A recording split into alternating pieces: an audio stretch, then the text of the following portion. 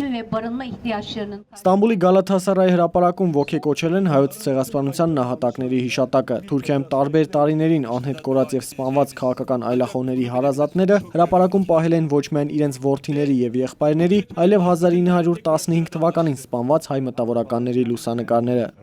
24 Nisan bu topraklarda tek tip Ապրիլի 24-ը այս հողերում կարևոր ամսաթիվ է։ 1915 թվականի ապրիլի 24-ի գիշերը երիտթուրքական կառավարության հրամանով 250 հայ մտավորականներ Ստամբուլի իրենց տներում ձերբակալվեցին եւ սպանվեցին։ Նրանցից 174-ը նույնիսկ գերեզման չունեցավ։ Հավաքվել ենք, որպեսզի 101 տարի անց չմոռացվեն այն հայ մտավորականները, որոնց աճյուններն անհետ կորել են։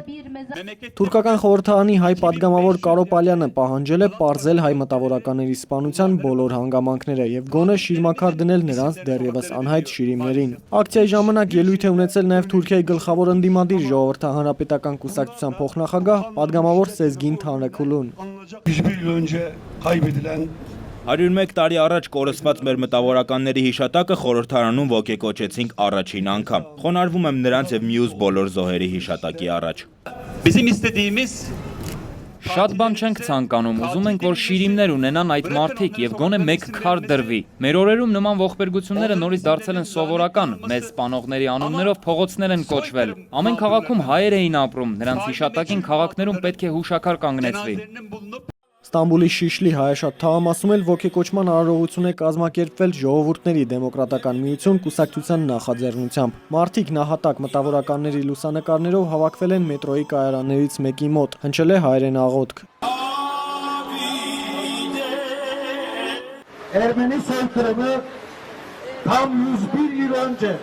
Հայոց ցեղասպանությունը 101 տարի առաջ հենց այս թաղամասից է սկսվել, այնուհետև տարածվել է ամբողջ երկրով։ Այսօր հայ նահատակների ժառանգները կոչ են անում վերջ տալ լուծացման, ոչնչացման քաղաքականությանը, առանց առերեսման ցեղասպանությունները չեն վերջանա։